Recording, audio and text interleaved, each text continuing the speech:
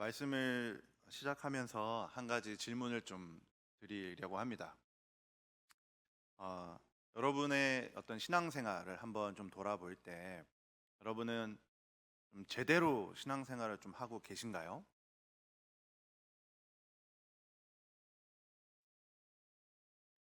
네, 제대로 신앙생활 하는 게 뭘까요? 이런 질문을 들으면 어떤 이미지가 좀 떠오르시나요? 제가 올 초에 제 여동생이 있는데 올 초에 여동생이랑 좀 신앙적인 대화를 나눌 일이 있었어요. 그래서 여동생이 요즘에 교회를 가는 게 힘들다는 거죠. 가는 것조차 좀 어렵대요. 그래도 제 이제 동생은 옛날에 이제 청년 시절 때 뭐 제자반도 하고 훈련도 받았고 뭐 봉사도 많이 했고 뭐 선교도 갔다 온 그런 굉장히 좀 뜨거운 시절을 보낸 친구였거든요. 근데 이제 좀 뭐 시간이 많이 지나서 그런지 이제 결혼도 하고 아기도 태어나고 뭐 육아도 하고 이게 너무 지쳐서 그랬는지 힘들어서 그랬는지 바빠서 그랬는지 이제 교회 주일날 교회 가는 것도 힘들대요. 그냥 요즘에는 그때 당시 이제 올 초니까요. 그때 당시에는 이제 애들 그러니까 조카들 저한테는 조카죠. 조카들 신앙생활 때문에 좀 거의 끌려다니다시피 애들을 위해서 그냥 이제 교회 간다. 뭐 이런 식으로 얘기하더라고요.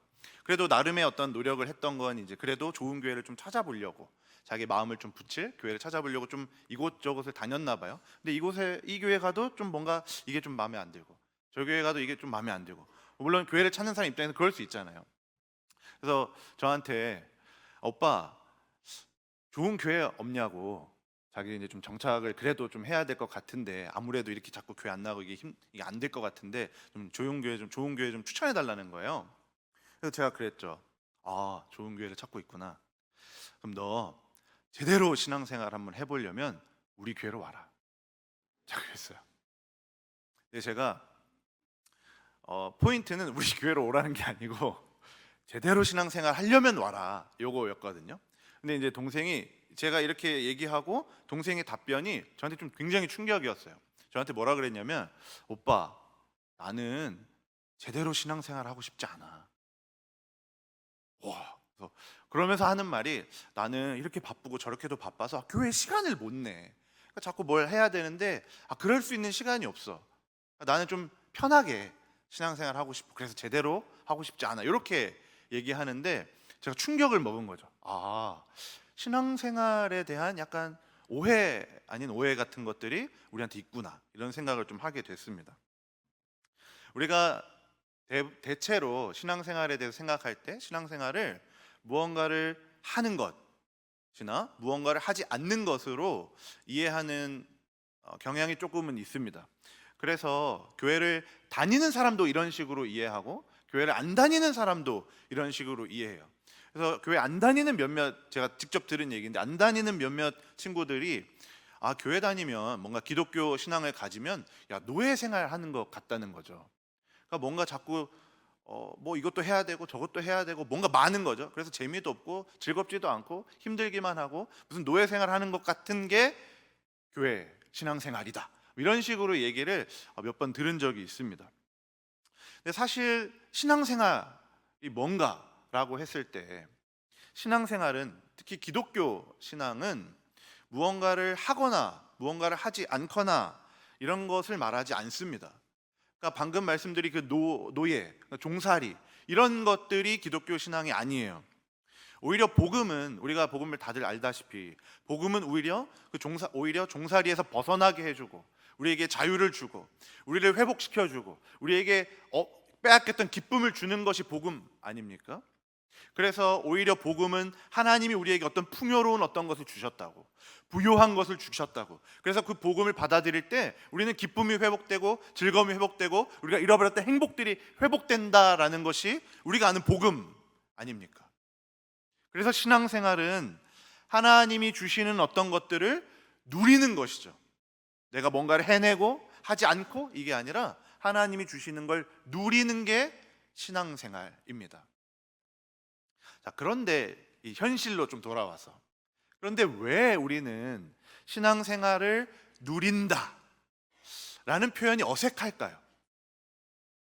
왜 신앙생활을 누리는 게 그렇게 힘이 들까요? 신앙생활을 한다고 하는데 기쁨이 별로 없을까요? 왜 즐거움이 없을까요? 왜 힘이 들고 수고하고 애쓰는 것들만 있을까요? 왜 그럴까요? 아마 뭐 수많은 요인들이 있겠지만 저는 한 가지 요인을 오늘 좀 얘기하고 싶습니다. 그 요인은 우리가 복음에 대해서 아는데 복음이 가지는 두 가지가 복음에 가진 두 가지 중에 하나만 알기 때문에 그래요. 복음은 너무 방대하거든요. 그런데 복음이 가진 어떤 것들을 쫙 압축해서 요약하면 두 가지로 정리가 돼요. 하나는 예수님이 우리 편에서 가지고 가신 게 있다는 것. 그리고 두 번째로 예수님이 우리에게 주신 것이 있다는 것. 그러니까 복음은 이렇게 두 가지로 요약되거든요. 가져가신 게 있고 주신 게 있다. 근데 우리는 우리의 신앙생활 하면서 대체로 이 첫 번째 것에 많이 머물러 있습니다. 예수님이 우리 편에서 가지고 가신 것이 있다는 것에 좀 많이 집중되어 있어요. 무엇을 가져가셨습니까? 죄를 가져가셨죠.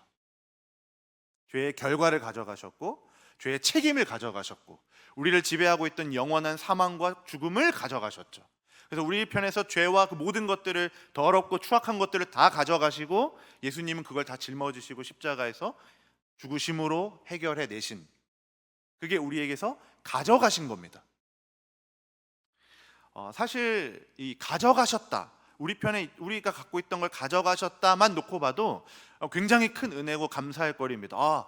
내가 이렇게 용서받지 못할 사람이었는데 용서를 받았구나. 그렇게 내 안에 있던 더러운 추악한 죄들을 가져가셨구나. 이것만 해도 얼마나 감사한 일입니까? 그런데 복음에 대한 생각이, 우리의 생각이 여기서 딱 멈춰져 있어요. 복음의 전부라고 생각하는 거죠. 그래서 여기 이 첫 번째 것, 우리의 거에서 가져갔다, 우리 편에 있던 것들 예수님이 가져가셨다만 생각하는 사람들은 이렇게 생각을 좀 합니다. 나를 용서해 주셨구나, 내 죄를 가져가 주셨구나, 이제부터 내 죄를 가져가 주셨으니 열심히 살아야겠다, 열심히 하나님의 뜻에 순종해야겠다, 내가 애쓰고 수고해서 많은 것들을 해내야겠다, 이런 식으로 생각합니다. 그래서 실제로 많은 것들을 해요. 열심히 봉사도 하고 여러 가지 것들을 하다가 어느 순간 열정이 떨어지고 어느 순간 마음이 차가워지고, 그렇게 될 때 뜨거웠던 것들이 식고 힘이 빠지면 이제는 하기 힘들어 하죠. 그래서 그렇게 해왔던 것, 그래서 평소에는 하던 걸 안 하기도 하고 평소에 안 하던 걸 하기도 하고, 이런 것들을 하기도 했던 것, 안 하기도 했던 것들이 이제 내 족쇄가 돼서 이제 그거를 의무적으로 그냥 해내는, 힘들게 버겁게 그런 신앙생활을 하는 경향이 많습니다. 그런데 그리스도의 복음은 우리에게서 가져간 것만 있는 게 아니라 우리에게 주신 것이 있다는 것을 기억해야 돼요. 그래서 제가 오늘 설교의 제목이기도 한데, 신앙생활을 누린다라고 했을 때 우리는 우리 편에서 가져간 것만이 아니라 우리에게 주신 것을 알아야 우리가 신앙생활을 자유롭게 누린다라고 말할 수 있는 겁니다. 오늘 이 주신 것에 대한 이야기를 좀 해보려고 합니다. 예수님이 우리에게 주신 것이 뭘까? 오늘 갈라디아서는 많은 것들을 주셨지만 특별히 갈라디아서에서 오늘 우리에게 주신 것, 아들이 되었다라고 말합니다. 이게 주신 것이에요. 26절 한번 다 같이 읽어보면 좋겠어요. 26절입니다. 시작. 너희가 다 믿음으로 되었으니 아멘. 하나님은 우리를 아들 삼아 주셨습니다. 그러니까 아들을 주셨어요. 그러니까 나에게 아들의 지위, 아들의 어떤 상태를 우리에게 주신 겁니다. 우리는 하나님의 아들입니다. 근데 이것은 어떤 목표점이 아니에요. 그러니까 내가 지금 이제 구원을 받았고 그래서 열심히 뭔가 예수님을 믿음으로 아들됨이 저쪽에 있는데, 그래서 열심히 내가 이 땅에서 신앙생활을 막 쌓아서 경건해내고 하나님께 순종하고 여러 가지 것들을 막 쌓아서 결국 거기에 도달해내는, 그러면 그때 아들됨을 얻게 되는, 이런 것이 아닙니다. 그러니까 목표점이 아니에요. 아들됨이라는 것은, 아들 됐다라는 것은 지금 현재 일어나고 있는 아주 생생한 현실이에요. 이미 우리는 아들입니다. 이미 우리는 하나님의 자녀예요. 이걸 인식하는 것이 너무너무 중요합니다. 복음은 야 너희가 용서받았어? 너희 죄를 내가 가져갔어? 로 끝나는 게 아니에요. 너 죄 없어졌으니까 이제 내가 너 안에 있던 그 죄를 가져갔으니까 너 죄 없는 상태야. 이제는 너가 수고하고 애써서 그 죄 없는 상태를 유지하도록 하렴. 이렇게 말하는 게 복음이 아닙니다. 복음의 절정은 우리가 아들 되었다는 것에 있어요.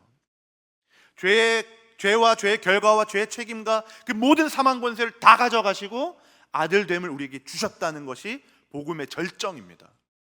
그렇기 때문에 신앙생활은 아들됨을 누리는 게 신앙생활이에요. 아들로 살아가는 게 신앙생활입니다. 노예로 사는 게 아니라 아들의 특권이 있음을 알고 아들의 특권을 누리고 아들만이 가지는 그 풍요로움과 부요함을 누리는 것이 진짜 신앙생활이에요. 자, 바울은 오늘 이 갈라디아서 본문을 통해 이 아들이 가지는 특권을 몇 가지 설명을 해줍니다. 많이 설명하는데 오늘은 그 중에서 두 가지만 좀 정리를 좀 해보면 좋겠어요. 자, 아들의 특권입니다. 첫 번째, 우리가 상속자가 되었다는 거예요. 아들의 특권 첫 번째는 상속자입니다. 우리 4장 5절을 한번 읽어볼까요? 4장 5절입니다. 시작. 율법 아래에 있는 자들을 명분을 얻게 하려 하심이라. 아멘. 여기 이제 아들의 명분을 얻게 했다라는 이 아들의 명분이 무슨 말이냐면 헬라어 말로 입양되었다는 말이에요. 입양되었다. 아들도 없고 사실은 입양되었다 안에 아들이 포함된 단어예요. 한 단어입니다. 그래서 아들의 명분, 입양되었다예요. 근데 이 입양되었다라는 이 헬라어 단어 안에는 굉장히 많은 것들이 포함되어 있는 거예요. 입양이 되어서 단순히 그냥 사실적 진술이 아니라 입양이 되어서 얻게 되는 수많은 것들이 포함된 단어입니다. 입양됨을 얻게 되는 아들의 지위, 아들의 명예, 아들의 부요함, 아들의 풍요로움, 아들의 명분, 아들의 유업, 아들의 상속, 이런 모든 것들이 포함한 단어가 아들의 명분이에요. 입양되었다라는 헬라어 단어입니다. 여기서 사용한. 근데 여기서 중요한 것은 입양되었다는 것도 중요하지만 더 중요한 게 뭐냐면 아들로 입양되었다는 거예요. 그러니까 이 한 단어라고 했잖아요. 이 헬라어로는. 근데 이 안에는 입양되었다라는 단어인데 이 단어 안에는 남자가 입양되었다라고 아들로 입양되었다라는 한 단어인 거예요. 그러니까 딸이 아니라 아들이 입양된 거예요. 아들로. 여기서 좀 오해하지 말아셔야 될 것은 저는 뭐 성차별을 하거나 그런 사람은 아닙니다. 남녀 평등 아주 좋습니다. 좀 동일합니다. 그런 걸 주장하는 사람인데 성차별이 아닙니다. 우리가 그럼에도 제가 아들이라고 계속 얘기하는 이유가 있어요. 왜냐하면 바울이 이걸 아들로 썼거든요. 그리고 이 아들이 담고 있는 의미가 있거든요. 그래서 만약에 이걸 아들로 입양되었다라는 이 단어를 자녀로 입양되었다, 뭐 딸로 입양되었다라고 바꿔버리면 바울이 원래 우리에게 들려주고 싶었던 그 의미가 많이 희석되어 버립니다. 그래서 저는 오늘 딸, 뭐 자녀 다 좋지만 아들로 입양됐다는 것을 계속 얘기할 거예요. 그래서 여성분들도 감안하고 들어주시면 우리는 아들로 입양되었습니다. 아들입니다. 자, 이렇게 계속 얘기할 거예요. 자, 고대 시대에서는 아들이 가지는 효력이 있었어요. 그러니까 아들은 법적인 상속자입니다. 그래서 어떤 고대 시대 때 누군가가 입양을 한다고 할 때는 이 사람이 상속자가 없기 때문에 입양을 하는 거예요. 물론 그 외에 입양을 하는 경우가 뭐 덜어 있긴 했지만 대부분의 입양을 하는 경우에는 이 사람이 상속자로 삼을 만한 사람을 입양하는 거예요. 그래서 입양의 목적이 상속이기 때문에 여자도 아니고 법적인 상속의 효력을 발휘할 수 있는 남자 아들만 입양이 가능했던 시대입니다. 왜 우리가 창세기를 보면 아브라함에 대한 이야기가 나오지 않습니까? 그래서 아브라함이 이제 자기 아들이 없어서, 그러니까 상속을 해줘야 되는데 해줄 사람이 없어서 자기 종이었던 엘리에셀을 하나님, 이 엘리에셀을 내 상속자로 삼으려고 합니다라고 말하는 그런 장면이 창세기에 나오지 않습니까? 이제 그런 것과 똑같은 거예요. 그러니까 고대 시대에는 입양을 한다 그러면 상속이 필요하기 때문에 입양을 하는 것이고, 그래서 어린아이도 안 돼요. 어린아이는 상속을 받을 수 없으니까 어린아이도 안 되고 여성도 안 되고 오직 남자, 성인, 아들로만 입양이 되는 거예요. 아들만 입양을 하는 겁니다. 그게 상속자가 필요했기 때문이죠. 그러니까 입양의 목적은 상속이에요. 상속. 내 재물, 내 재산, 내 땅, 내 것들을 물려주기 위한 입양입니다. 근데 지금 바울은 이 남자들만 입양되는 사회거든요. 아들만 입양되는 사회에서 아주 혁명적인 이야기를 지금 들려주고 있는 거예요. 너희가 모두 다 입양되었다라는 말이에요. 성별이 어떻든 출신이 어떻든 인종이 어떻든 다 그리스도 안에서 아들로 상속자로 입양되었다. 이 얘기를 하는 거예요. 3장 28절 29절 한번 보겠습니다. 한번 같이 읽어볼까요? 시작. 너희는 유대인이나 여자나 하나이니라. 너희가 그리스도의 것이면 곧 아브라함의 자손이요 유업을 이을 자니라. 아멘. 어떤 사람이건 상관없어요. 그리스도 안에 있기만 한다면 그 사람은 여자든 남자든 인종이 다르든 계급이 높든 낮든 상관없이 그리스도 안에 있기만 한다면 그 사람은 하나님의 아들로 입양됐다고 말하는 거예요. 하나님의 아들로 입양되어서 그리스도의 유업을 받을 자라고, 상속자가 된다라고 지금 바울은 말하고 있는 겁니다. 저와 여러분들은 하나님께 입양되었습니다. 우리는 하나님의 아들입니다. 그래서 우리는 가족이에요. 자, 이제 우리는 그리스도 안에서 다 형님 누님들입니다. 우리 옆 사람들 한번 보시면서 형, 누나, 언니 이렇게 한번 불러보세요. 우리 다 가족이니까 다 입양됐어요. 아버지가 똑같아요. 다 가족입니다. 다 형님 동생들이 되는 거죠. 자, 우리가 가족이 되었단 말이에요. 그런데 가족이 되었다보다 더 중요한 것은 우리가 그분의 유업을 받는 자, 아들로 입양됐다는 게 훨씬 중요합니다. 법적인 상속자가 되었다는 거예요. 자, 이 말이 무슨 뜻이냐면, 상속자가 되었다는 게 무슨 뜻이냐면 하나님이 가지고 계신 게 다 내 거라는 뜻입니다. 다 내 거예요. 온 우주가 내 거고 온 만물이 내 겁니다. 이 세상에 하나님 것 아닌 것이 없는데 그 모든 것이 다 내 거예요. 왜요? 나는 상속자니까. 그게 다 여러분 겁니다. 온 우주가 여러분 거예요. 온 만물이 다 여러분 겁니다. 나에게 모든 걸 다 주셨어요. 상속자로 삼는다는 것은 그런 의미예요. 다 주겠다는 것. 눈에 보이지 않는 것도 내 것이고 눈에 보이는 것도 내 거고 다 하나님 것이니까 이제 다 그게 다 우리에게 상속되는 겁니다. 내 겁니다. 하나님만 누렸던 그 사랑의 관계도 우리에게 주셨고 그 기쁨과 즐거움도 주셨고 심지어 주다 못해 다 줘서 주다 못해서 자기 생명까지도 우리에게 주신 분이 하나님 아닙니까? 우리가 하나님의 아들로 입양되어서 받은 것들은 진짜 어마어마하게 많습니다. 우리가 상상할 수 없고 셀 수 없을 만큼 많은 것들을 우리가 받은 존재들이에요. 그게 아들로 상속받은 자예요. 하나님의 것이 다 우리 겁니다. 눈에 보이는 것이든 보이지 않는 것이든 다 우리 거예요. 그런데 우리는 이렇게 어마어마한 것들을 하나님으로부터 받아놓고 그랬음에도 여전히 종으로 살아가죠. 우리의 신앙생활을 잘 돌아보면 아마 예수님이 비유하셨던 그 탕자의 비유의 둘째 아들과 같은 신앙생활을 참 많이 하고 있을 겁니다. 탕자의 비유 다 아시죠? 둘째 아들이 아버지의 재산을 미리 내놓으십시오 그래가지고 이제 도망가지 않습니까? 그리고 다 탕진하고 결국 돌아오게 됐을 때 아버지가 어떻게 합니까? 그 아들을 멀리서 보고 막 뛰어가가지고 끌어안고 입을 맞추고 가문의 아들을 상징하는 가락지 그 반지를 끼워주고 아버지가 입는 가장 좋은 옷을 입혀주고 살찐 송아지를 잡아가지고 온 마을에게 잔치를 해주고 막 이렇게 해주려고 하는데 그 앞에 대고 아버지에게 뭐라고 말합니까? 아들이, 그 둘째 아들이 나는 아버지의 아들로 일컬음을 받기 합당하지 않습니다. 나는 당신의 품꾼 중에 하나로 여겨주십시오.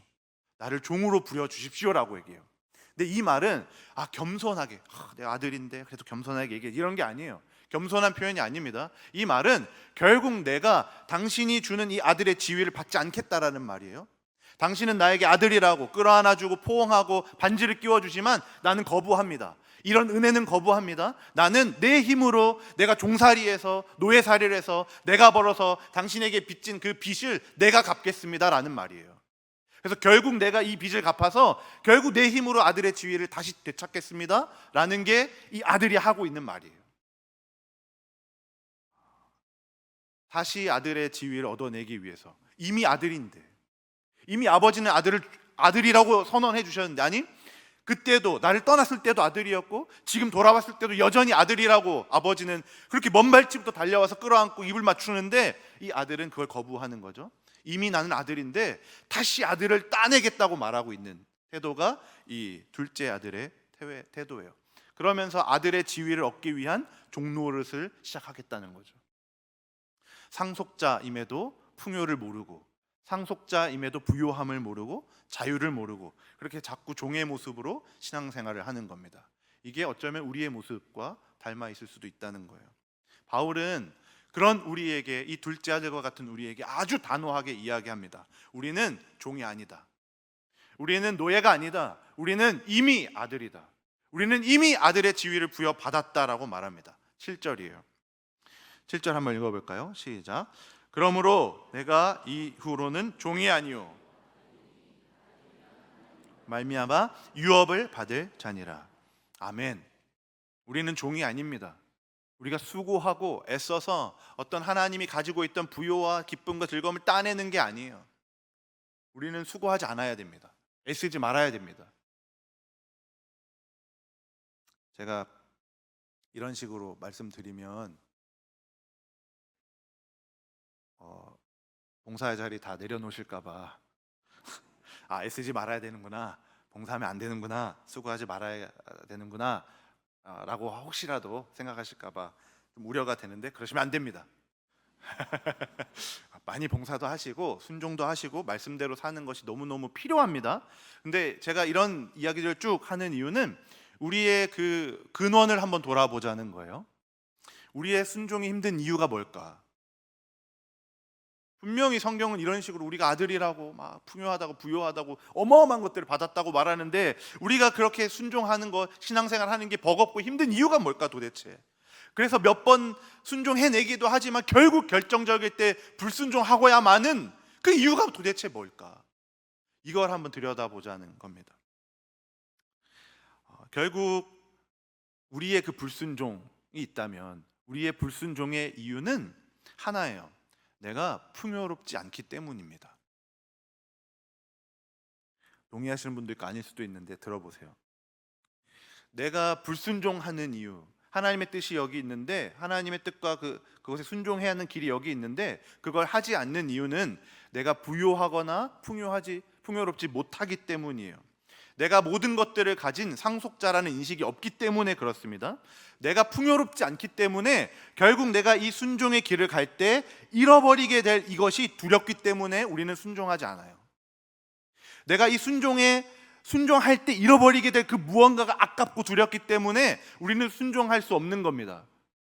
잃어버리는 것이 아까워서, 잃어버리는 것이 두려워서. 근데 만약 우리가 풍요롭다면, 더 이상 우리가 너무 풍요로워서, 우리가 너무 차올라서, 너무 부요해서 이 잃어버리는 어떤 것이, 아 그래 내가 이 순종을 해야 되는구나, 그런데 내가 이 순종을 하면 이걸 잃어버리겠네, 그런데 그것이 전혀 개의치 않아질 때, 내가 너무 풍요로운 마음이어서 이 잃어버리는 그 어떤 곳이 전혀 아깝지 않고 전혀 두렵지 않을 때 우리는 진짜 자유롭게 순종해낼 수 있는 것 아니겠습니까? 예를 한번 들어볼게요.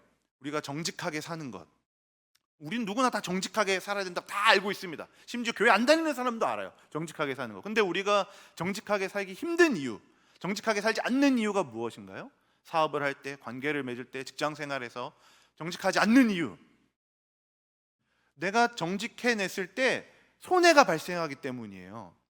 내가 정직이라는 그 순종을 했을 때 여기 눈앞에 이익이 없어지기 때문에, 여기 눈앞에 있는 이익을 잃어버리기 때문에 우리는 정직하지 않는 겁니다. 그 잃어버리는 그 무언가 때문에 우리는 순종하기가 너무 힘든 거죠. 또 다른 예로 용서하고 사랑해라. 성경은 늘 우리에게 용서를 말하고 사랑을 말합니다. 그리스도가 우리를 사랑한 것처럼 너희도 이웃들을 사랑해라, 네 몸과 같이 사랑해라 라고 우리에게 사랑을 요구하시고 용서를 요구합니다. 근데 우리가 누군가를 용서하는 게 그렇게 힘든 이유가, 사랑하는 것이 이렇게 힘든 이유가 뭘까요? 내가 누군가에게 손 내미는 것이 이렇게 힘든 이유? 내 자존심을 잃어버리기 때문이에요. 나에게 상처 준 저 사람에게 내가 먼저 손을 내미는 그것이 힘든 것은 내 자존심이 거기에 바닥에 떨어지기 때문이죠. 자존심을 잃어버리기 때문에. 아니 어쩌면 내가 그렇게 화해의 손을 내밀었을 때 내가 원하는 결과, 이렇게 회복이 되고 좋은 관계가 이루어지고 이런 결과가 나오지 않는, 이런 결과를 잃어버릴까 봐 우리는 하지 않습니다. 말씀 읽어야 된다, 큐티해야 된다, 기도해야 된다, 우린 너무 잘 알지만 하지 않는 이유, 다 아는데도 안 하는 이유, 다른 것에 쏟아야 될 시간을 잃어버리기 때문이에요. 내가 더 중요하다고 생각하는 어떤 무언가로 여기에 내가 시간을 쏟아야 되는데 그것을 여기 쏟을 때 나는 이걸 잃어버리기 때문에 우리는 그렇게 순종하지 않습니다. 우리는 잃어버리는 것들 때문에 순종하지 못해요. 그 잃어버리는 것이 아깝고 잃어버리는 것 때문에 두렵고, 그래서 그 두려움과 아까움 때문에 우리는 순종하지 못합니다. 물질을 잃어버리고 시간을 잃어버리고 자존심을 잃어버리고, 그 잃어버릴 것에 대한 두려움이 우리가 버거운 신앙생활을 만들게 되는 거죠. 그래서 우리는 어느샌가 그 두려움이라는 어떤 족쇄가 내 목에 착 걸려서 그 두려움에 끌려다니며 세상을 살고 신앙생활을 하고 그렇게 살아가고 있는지도 모릅니다.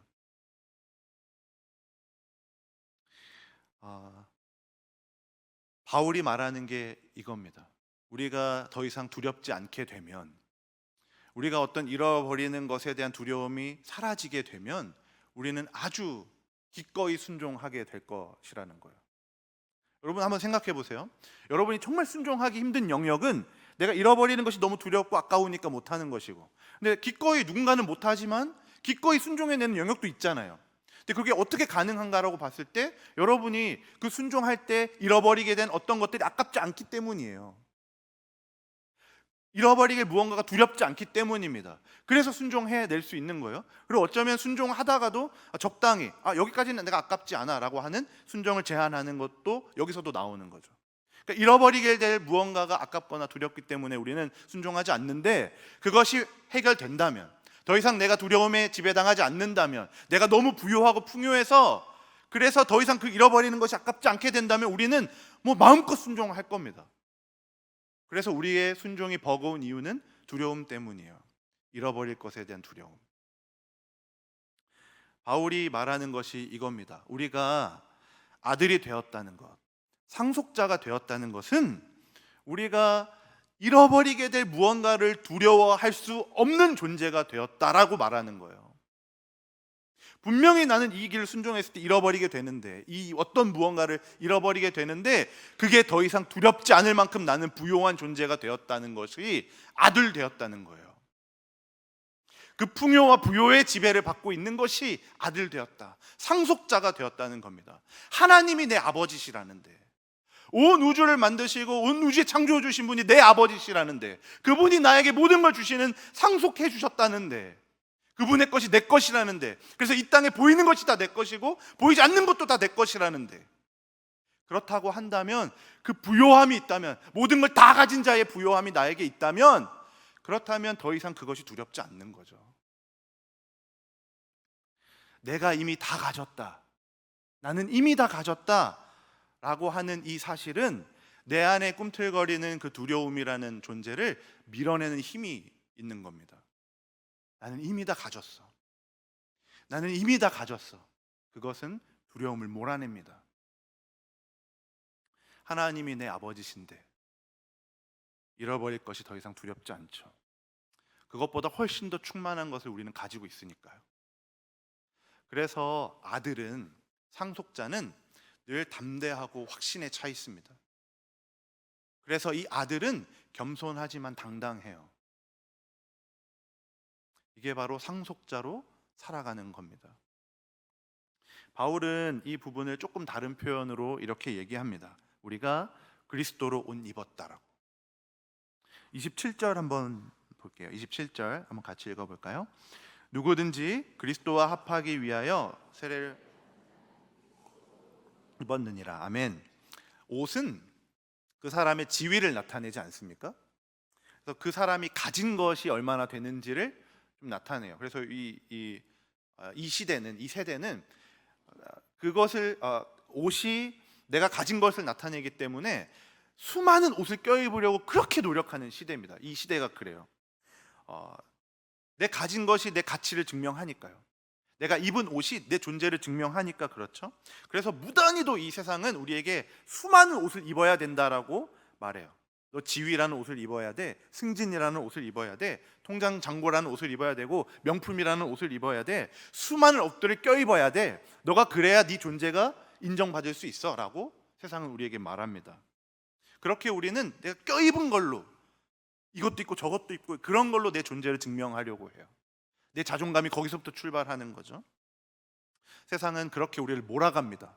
이것도 해야 되고, 너 저것도 입어야 돼, 이것도 입어야 돼, 너 이 정도 차는 타야지, 이 정도 집은 구해야지, 이 정도 기업엔 들어가야지, 이 정도 소득은 벌어야지 라고 하는 그런 옷들을 자꾸 입히게 만들어요. 그래서 우리는 그 쳇바퀴 안에서 끊임없이 그런 옷들을 가지기 위해서 굴러가는 거죠. 더 가져야 되고, 수고하고, 열심히 일해야 되고, 그런 무언가로, 쌓아낸 무언가로 나를 자꾸 덧입고 치장합니다. 그래서 결국 그렇게 내가 쌓아놓은 무언가들, 내가 덧입은 어떤 것들이 결국 내 존재가 돼버려요. 그래서 월급이 내 존재예요. 내가 가진 차가 내 자존감이고, 내가 가진 집이 나예요. 결국 그렇게 되어버립니다. 그래서 뭔가 더 쌓으면 내 자존감이 높아지고, 뭔가 좀 잃어버리면 내 존재가 깎여 나가는 거죠. 동일시 되어 있는 겁니다. 내가 가진 것과 내 존재가 동일시 되어 있는 거죠. 그래서 이 성과의 노예로, 성취의 노예로 쳇바퀴 돌듯 계속 그냥 그것만을 얻으며, 이번에 어떤 옷을 더 입어야 되나, 어떤 걸 더 껴입어야 되나, 더 좋은 거, 더 비싼, 더 어떤 아름다워 보이는 그런 것이 나왔는데 그걸 또 갖기 위해서 계속 그렇게 달려가는 거죠. 또 다른 얻지 못하게 될 것 같은 두려움, 또 잃어버릴 것 같은 두려움으로 우리는 그렇게 또 살아가게 되는 거죠. 이건 세상만 살아가는 게 아니라 이런 세상에 살아가는 방식이 누구나 이렇게 살아가거든요. 이런 세상의 방식이 그대로 신앙생활에도 들어와 있어요. 자꾸 우리는 증명하려고 해요. 증명받고 싶어 합니다. 스펙을 쌓듯이 신앙생활을 쌓아가요. 그래서 새벽 기도 나오는 것이 자랑이 되고, 하루에 기도 몇 시간 한다는 그것이 내 자랑이 되어 있고, 봉사하는 것이, 전도하는 것이 나를 뽐내기 위한 수단이 되어버린 지 오래죠. 우리가 왜 자랑하고 싶을까요? 왜 자꾸 이걸 드러내고 싶을까요? 내가 수고하고 애쓰니까요. 나는 수고하고 있으니까요. 애쓰고 있으니까요. 그걸 알아주지 않으면 화가 나는 거죠. 내가 수고하니까 알아줘야 되는 거예요. 내가 애쓰고 있으니까 자랑하고 싶은 거고, 그래서 안 알아주면 상처받고 화가 나고, 어떻게 내가 이렇게까지 애썼는데, 이렇게까지 수고했는데 나를 안 알아줄 수 있어? 분노하게 되는 거죠. 그렇게 신앙생활을 했을 때 그런 신앙생활에는 기쁨이 없죠. 누군가가 알아줘야만 기뻐요. 누군가가 내 수고와 애씀을 인정해줘야만 즐겁습니다. 그런 생활에는 즐거움으로 봉사하는 게 없고, 기쁨을 누림으로 복음을 전하는 일도 없고, 감사함으로 기도하는 일도 없는 거예요.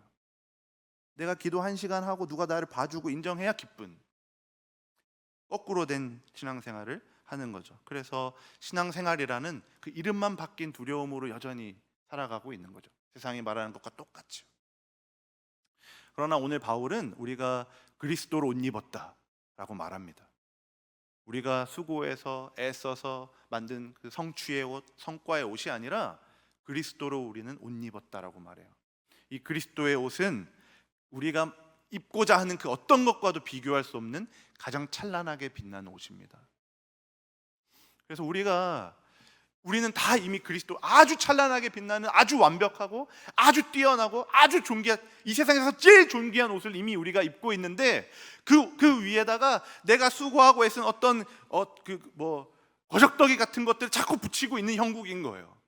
가장 존귀하고 가장 찬란한 옷을 이미 입고 있는데도 그걸 뭔가를 자꾸 붙여서 그 찬란함을 가리고 있는 형국이 되어버리는 겁니다. 사랑하는 여러분, 우리는 이미 아름다운 옷을, 가장 존귀한 옷을 입고 있습니다. 가장 찬란하게 빛나는 옷을 입고 있습니다. 여러분, 세상에서 말하는 좋아 보이는 것들, 이거 가져야 된다고 말하는 것 가지지 못했습니까? 괜찮습니다. 세상이 여러분을 실패자라고 말하고 루저라고 말해도 괜찮습니다. 세상이 말하는 그 아무것도 가지지 못해도 괜찮습니다. 고개를 꼿꼿이 드십시오. 그런 가져도 그만, 안 가져도 그만인 것들이 내 존재를 해칠 수가 없는 거예요. 그런 것들은 내 존재에 아무런 영향도 끼칠 수 없습니다. 나는 이미 그리스도라는 찬란한 옷을 입고 있기 때문에 그렇습니다. 이제 고개를 드십시오. 실제 고개를 들란 말이 아니고 마음의 고개를 드십시오. 그리고 그리스도로 옷 입은 여러분, 한번 눈을 감고 그리스도로 옷 입은 여러분 한번 상상해 보세요. 이 그리스도의 옷은 너무 찬란하고 너무 빛나고 너무 아름답고 너무 존귀한 옷이에요. 이제 여러분이 만들어낸 그 옷들을 하나하나 벗어 보십시오. 내 월급으로 만들어낸 내 옷, 내가 내 존재감을 투영하고 있었던 어떤 그런 수많은 옷들을 다 벗어 버리십시오. 그리고 그때 오직 그리스도만 남게 되었을 때 가장 찬란하게 빛나는 그 모습이 바로 여러분이에요. 그리스도를 가리지 마십시오. 사랑하는 여러분, 우리는 아들입니다. 상속자입니다. 그리스도의 옷을 입은 자입니다. 우리는 모든 것 다 가진 자입니다. 가진 자의 당당함으로 사십시오. 가진 자의 담대함으로 겸손하지만 당당하게 사십시오. 그렇게 누리는 신앙생활 하기를 바랍니다. 끝나지 않았습니다. 첫 번째 했어요. 두 가지 한다 그랬잖아요. 두 번째입니다. 빨리 할게요. 이제 아들의 특권. 자, 두 번째는 아빠 아버지라고 부르는 겁니다. 자, 6절에 이렇게 기록합니다. 한번 같이 읽어볼까요? 너희가 아들임으로 하나님이 그 아들의 영을 아빠 아버지라 부르게 하셨느니라. 우리가 기도하거나 찬양하거나 하나님 아버지 이런 얘기를 너무 많이 하잖아요. 그런데 우리가 하나님을 아버지라고 부를 수 있다는 것이 얼마나 큰 특권인지 한번 좀 생각해 봐야 돼요. 이런 식으로 생각해 볼 수 있죠. 그래, 하나님은 날 창조하신 분이야. 그러니까 당연히 아버지지. 나를 생물학적으로 존재하게 했으니까 하나님은 아버지야. 우리 모두가 다 하나님의 피조물들이니까 아버지지. 이렇게 생각할 수도 있지만, 바울이 말하는, 오늘 갈라디아에서 말하는 아버지와 아들의 관계에서는 이런 종류의 아버지를 뛰어넘는 더 깊은 종류의 관계를 말하고 있는 거예요. 우리가 이제 막장 드라마나 그런 어떤 쇼를 보면, 드라마를 보면 왜 주인공이 어렸을 때 이제 아버지로부터 버림을 받고, 그렇지만 열심히 살아가지고 뭔가 막 자수성가해서 이뤄내고, 그러다가 성인이 되어서 막 이제 연애도 하고 막 그러는데 갑자기 어느 날 자기를 낳아준 그 아버지를, 날 버리고 간 그 아버지를 만나는 장면이 막 나오잖아요. 그때 이 주인공이 뭐라고 합니까? 당신은 내 아버지가 아닙니다. 막 이렇게 얘기하잖아요. 이때 이 말의 의미가 뭔가요? 당신은 나를 생물학적으로 존재하게 한 생물학적 아버지긴 하지만, 그렇지만 당신은 나와의 관계가 없습니다. 당신은 나를 사랑한 적이 없습니다. 당신은 내가 당신을 필요로 했을 때 내 옆에 있지 않았습니다. 당신은 그렇게 내 아버지가 아닙니다. 이 말이잖아요. 바울은 오늘 이것과 같은 것, 우리가 하나님을 아버지라고 부를 수 있다라고 말할 때, 아버지라고 부를 수 있어 라고 말하는 이 아버지를 이것과 똑같은 걸로 말하는 거예요. 우리는 하나님을 아버지라 부를 수 있습니다. 우리는 하나님이 아버지이심을 믿는 사람이에요. 우리를 창조하셨기 때문에 아버지가 아니라 우리에게 깊은 사랑의 관계 안에 있기 때문에, 우리와 그 끈적한 그 돌봄의 관계 안에 있기 때문에 우리는 하나님을 아버지라고 부르는 겁니다. 그래서 하나님은 우리를 아들로 딱 입양하자마자 뭐라고 말씀하시냐면, 아들아 너 이제 나를 아빠 아버지라 부르렴, 이렇게 얘기해요. 이 아빠가 아람어인데요, 우리나라 그 아빠 있잖아요, 그것과 똑같은 의미예요. 이 하나님이 본인을 아빠라 부르래요. 근데 사실 하나님은 천지를 만드신 분, 전지하신 분이고 전능하신 분이잖아요. 근데 그런 분에게, 천지를 만드신 이 창조주분에게 아빠, 이건 좀 뭔가 이상하지 않아요? 안 이상합니까? 너무 친근한 용어잖아요. 그런 분에게 붙이기에는. 근데 어떻게 우리가 창조주 하나님을 아빠라고 부릅니까? 근데 애들이나 부르는 이 아빠를 하나님이 우리에게 아빠라고 부르래요. 우리 편에서 하나님 아빠라고 부르게 해주세요, 이게 아니라 하나님이 우리에게 너 아빠라고 불러, 이렇게 하는 거예요. 이게 무슨 일입니까? 이게 무슨 일이에요? 여기서 이제 부르다라는, 아빠로 부르다, 아빠 아버지라 부르다 할 때 부르다라는 단어는 굉장히 감정적인 단어거든요. 그러니까 가슴이 터질 듯이 큰 소리로 막 부르는 게 이 부르다라는 단어예요. 그러니까 어린아이가 아빠를 막 크게 부르는 거죠. 아빠! 하면서 이게 이제 이 단어, 이 부르다는 거예요. 그러니까 언제 아이들이 아빠를 부릅니까? 언제 부릅니까, 아빠를? 예? 뭐 사달라고 할 때? 맞죠. 맞아요. 장난감 가게 그래서 가면 안 됩니다. 언제 우리 어린아이들이 아빠를 부르냐면 아무 때나 불러요. 시시로 때때로 부릅니다. 아무 때나 기뻐서 부르고 슬퍼서 부르고 행복해서 부르고 넘어졌다고 부르고 다쳤다고 부르고 물 꺼내달라고 부르고 뭐 다 맨날 불러요. 아빠! 아빠! 그냥 어린아이가 그냥 내 아버지를, 내 아빠를 부르는 부름인 거죠. 그래서 이 아이가 아빠를 부를 때면 이 아빠가 언제나 자기를 사랑하는 존재라는 의심하지 않는 믿음이 있는 거예요. 그리고 내가 아빠라고 불렀을 때 그 아빠라는 존재가 늘 내 곁에 있는 존재라는 확신으로 부르는 것이고, 그 아빠라는 존재가 너무 강하고 든든한 이 두 팔 벌려 자기를 안아준다는 것을 확신하기 때문에 아빠라고 부르는 거예요. 이 아빠에게 담겨 있는 거예요. 이 아빠의 부르짖음입니다. 그래서 이 아빠라는 부르짖음은 종은 할 수 없는 거예요. 오직 아들만 할 수 있는 겁니다. 무조건적인 신뢰 관계 안에서 아빠라고 부르는 거죠. 하나님이 그런 우리에게, 아들 된 우리에게 이렇게 아빠라고 부르래요. 무조건적인 신뢰 관계 안에 들어가겠다고. 내가 너를 아빠가 되겠다고. 그래서 우리가 아빠라고 부를 때 아빠 되신 하나님은 우리의 부르짖음에 언제나 들으시고 응답하시죠. 요즘 제가 애가 둘이 있거든요. 둘째 아들이 5살인데 이름이 노아예요. 노아가 저를 슈퍼맨이라고 부르더라고요. 그래서 뭐 어디서 배웠는지, 뭐 어린이집에서 배웠는지 유치부에서 배웠는지 잘 모르겠지만 슈퍼맨을 배웠나 봐요. 그래서 이제 저한테 슈퍼맨이라고 몇 번 불렀어요. 그러면서 시도 때도 없이 저를 막 불러요. 장난감이 고장나면 아빠 부르고, 자기 이제 물 마셔야 되는데 컵이 안 닿는다 컵 달라고 아빠 부르고, 뭐 좀 넘어졌다고 아빠 부르고, 심심하다고 아빠 부르고, 목마 태워달라고 아빠 불러요. 어린이집 다녀왔다고 아빠 다녀왔어요. 그럼 아빠 부르고, 그냥 시도 때도 없이 아빠를 부릅니다. 막 저를 찾아와요. 막 달려옵니다. 아빠 부르면서 막 달려와요. 그러면 제가 어떻게 할까요?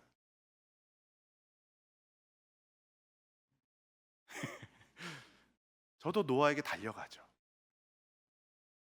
안아주고 목마도 태워주고 장난감도 고쳐줍니다. 물론 때로 이상한 요구를 할 때면 거부하기도 합니다만, 그럼에도 언제나 내 아들이 노아가 저를 부르면 곁에 있는 겁니다. 그런 아빠와 아들 간의 신뢰관계가 있는 거죠. 물론 이제 아빠라고 부르는 횟수보다 엄마라고 부르는 게 한 3배는 더 많긴 하지만 그런 신뢰관계가 아들과 저에 있는 거죠. 근데 중요한 건 이거예요. 제 아들 노아가 그렇게 아빠라고 부를 때 노아는 전혀 제 상태가 어떤지 신경 쓰지 않아요.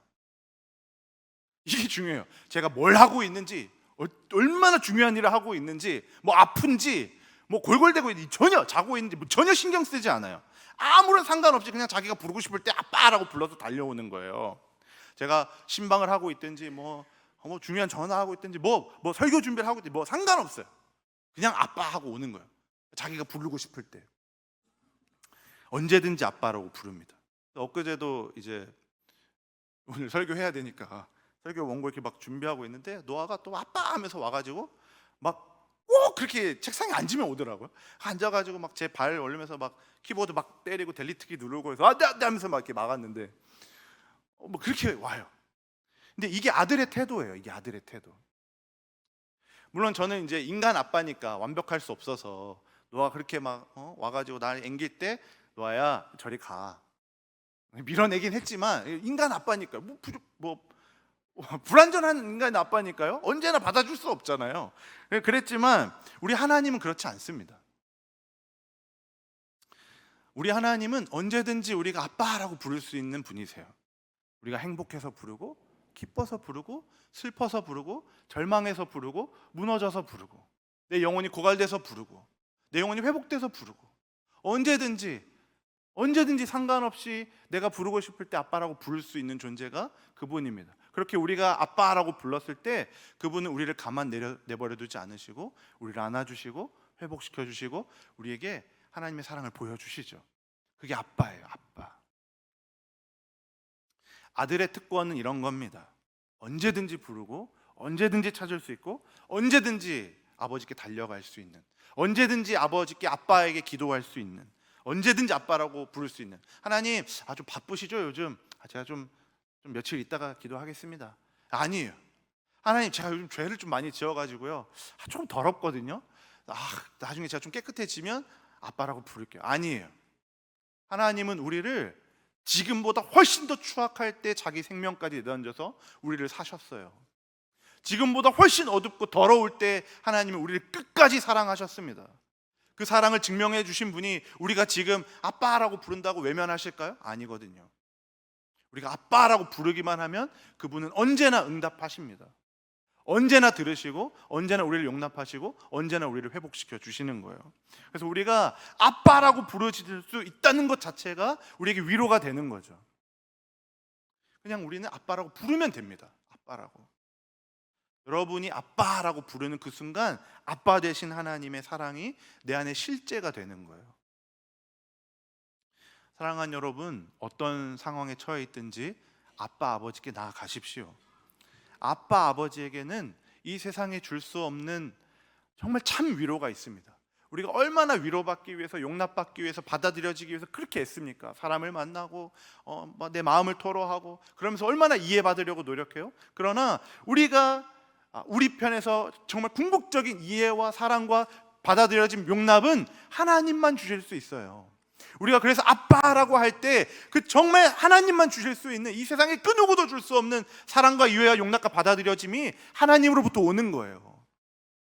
오늘 6절에 보면 우리가 아빠라고 부를 때 우리의 마음에 그리스도의 영을 보내주신대요. 그렇게 아빠 아버지라고 부르게 만들어 주신대요. 그 말은 그리스도가 우리에게 하신 그 일, 끝간데 없이 사랑해내는 그 생명조차 바치신 그 일을 내가 다시 깨닫게 해주신다는 거예요. 내가 너를 얼마나 사랑하는지. 우리가 아빠라고 부를 때, 절망의 구렁텅이에서 아빠라고 부를 때 하나님은 우리에게 내가 너를 사랑한다라고 그리스도를 통해 보여주시겠다는 거예요. 이게 아빠입니다. 아빠. 우리는 언제나 하나님께 아빠라고 달려갈 수 있는 거예요. 그 아빠라고 부를 수 있는 그 자체가 위로가 되는 거죠. 우리가 기댈 수 있는 존재가 있으니까요.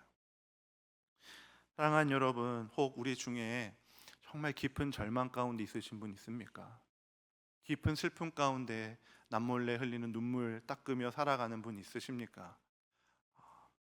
그런 어두운 가운데 어두운 터널 같은 시간을 보내고 계시면 혹시 우리 중에 있으십니까? 아무리 벗어나려고 해도 벗어날 수 없는 그 무력감에 지배당하는 있는 그런 분들 혹시 계십니까? 제가 감히 여러분의 슬픔의 깊이, 절망의 깊이, 그 어두움의 크기를 감히 안다라고 말할 수 없습니다. 감히 이해할 수 있다고 말할 수 없을 것 같아요. 그러나 제가 또 감히 여러분들에게 말할 수 있는 것이 하나 있다면 우리에게 아빠 아버지가 있다는 것입니다. 우리의 슬픔의 깊이와 절망의 깊이보다 훨등히 깊으신 아버지의 사랑이 그곳에 있습니다. 우리가 아빠라고 부를 때 하나님은 그 깊은 사랑을 우리에게 보여주실 것입니다. 우리가 어둡다고 생각했던, 그 거대하다고 생각했던 그 어두움의 크기보다 훨씬 더 거대한 사랑을 우리에게 보여주실 겁니다. 우리가 아빠라고 부르기만 하면요. 이게 아빠 아버지라고 불러라고 하신 하나님의 뜻입니다. 사랑하는 여러분, 다시 한번 우리는 아들입니다. 우리는 상속자입니다. 우리는 그리스도의 옷을 입었습니다. 우리는 하나님을 아빠 아버지라 부를 수 있습니다. 이 특권을, 이 풍요로움과 부요로움을 가지고 이 땅에서 신앙생활하며 살아가시는 저 여러분 되기를 주님의 이름으로 축원합니다.